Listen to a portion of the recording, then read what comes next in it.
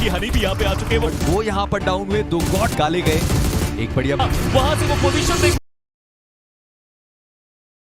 वो यहाँ पर डाउन हुए, 2 गॉड्स के बीच की वो लड़ाई थी और पेन वो अलग जगह जाकर फंस गए। पावर उन्होंने पेन को डाउन किया चुका है और बाकी सारे प्लेयर्स को भी जोन के अंदर जाना होगा। पर एडमिनो वो यहाँ पर आए थर्ड पार्टी करने के लिए।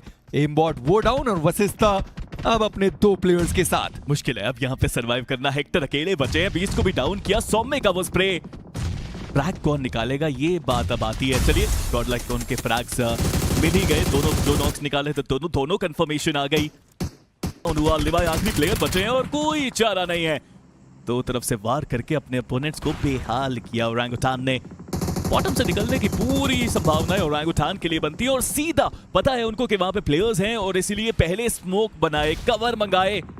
उतना बढ़िया प्रदर्शन नहीं आया था एलईएफपी का, पर आज के दिन पर अच्छा गेम, जहां पर शुरुआती दौर में ही वो जेडी गेमिंग वो तो क्रॉल करते हुए बस जा रहे। अगर वो पहुंच गए तो बढ़िया बात, नहीं पहुंचे तो फिर कुछ भी नहीं कर सकते। पर हनी उनके पास जोन का एडवांटेज एक बार फिर से गया, जेडी क्रॉल करते हुए। रिवाइवल अभी भी संभव हो सकता है टीम तामिलास, अगर उन्होंने नहीं देखा है हनी को तो एक रिस्क तो आप ले सकते हैं। पर इस गॉड उन्होंने मान्या के ऊपर वो नॉक निकाला है। पावर उनका पलटवार आया है, सही समय पर वो कवर फायर दिया गया। मान्या रिवाइवल अभी भी संभव हो सकता है, पर इस पावर ये ग्रेनेड बेहतर होगा। आतंकी, जी हाँ वो बेहतर ग्रेनेड, आतंकी वो डाउन हुए और ओरंगुटान रिवाइवल करने के अलावा कोई और दूसरा मौका नहीं। अगर वो जोन के अंदर भी जाना चाहे तो बहुत ओपन में निकलना है उस टीम को। जी हाँ मुश्किलें बहुत है। गॉडलाइक को भी जाना है बट गॉडलाइक को इतनी परेशानी नहीं होने वाली जोन के अंदर जाने के लिए। एडमिनो कमाल का नेड विज गॉड की तरफ से, बट वो मोलोटॉप भी सही आरू के ऊपर आई। आरू चलते हुए अभी के लिए, बट अपने आप को उनको तुरंत हील करना है, फिर प्लेयर को रिवाइव करना है, फिर जोन में जाना है।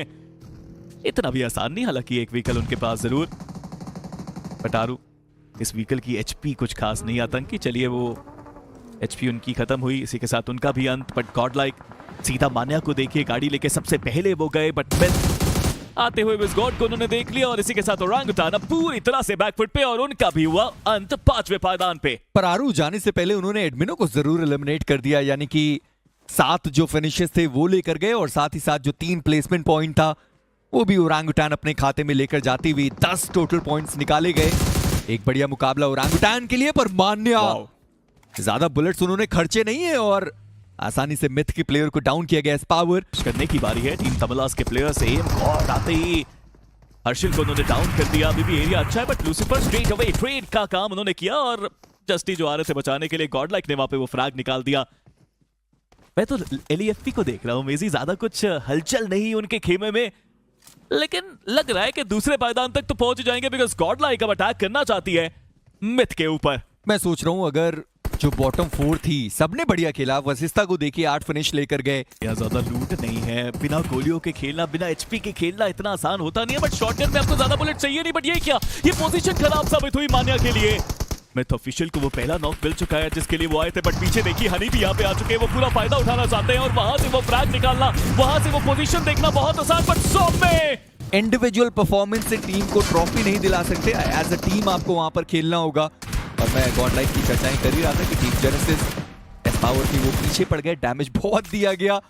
रेवेनेंट एक्सपार्क जोन का एडवांटेज अभी तक तो उनके पास मौजूद है, पर मिथ उनके लिए ये सही खबर नहीं है। डैडी वो यहाँ पर डाउन हो गए। 100 में उन्होंने वो फ्रैग निकाला है और ये जरूरी फ्रैग है, पर मिथ वो जोन के बाहर फंस गए। प्लेयर हर्षिल वो जोन के बाहर फंसे हुए, अगर वो यहाँ पर डाउन हुए फिर मुश्किलें ज्यादा हो जाने वाली है। वो तो डाउन नहीं हुए पर लूसिफर यहाँ पर डाउन कर दिए गए। जोन के सेंटर में जाना एक रिस्क था जो रिस्क लिया उन्होंने, but team Godlike versus genesis हो सकता है कि जो इस फाइट को हारे वो बॉटम 4 में रह जाए और दूसरी टीम ऊपर चली जाए। जेनेसिस को ज्यादा पॉइंट्स चाहिए, गॉडलाइक को कम पॉइंट्स चाहिए, but they need to fight it out, they need to enter the circle. लेकिन सर्कल अभी दूर है दोनों टीम से। हाँ जेनेसिस गेट कीप कर सकती है, बट क्या गॉडलाइक सही समय रहते यहां से निकल पाएगी? मान्या को गंवाने के बाद आसान तो उनके लिए भी नहीं रहेगा। गॉडलाइक 29 पॉइंट्स उनके हैं, जेनेसिस के 20 ही है। जेनेसिस के लिए ज्यादा जरूरी कि वो इस फाइट में जीत हासिल करें, एंड दैट्स द रीजन कि वो गाड़ियों में बैठ के पहले ही आगे पीछे जा रहे हैं। बट अभी लड़ने की बारी आ चुकी है। जेनेसिस इंतजार करती हुई, गॉडलाइक आगे बढ़ते हुए स्मोक कर रहे हैं। एडमिनो यहाँ पे लड़ना तो वो चाहते हैं, बट हर्षिल उनको भी पता है कि उनको कुछ पॉइंट चाहिए होंगे। उनको भी पता है कि 28 के साथ है, एटलीस्ट 30 तक जाए, एटलीस्ट 2 फ्रैग्स निकाले।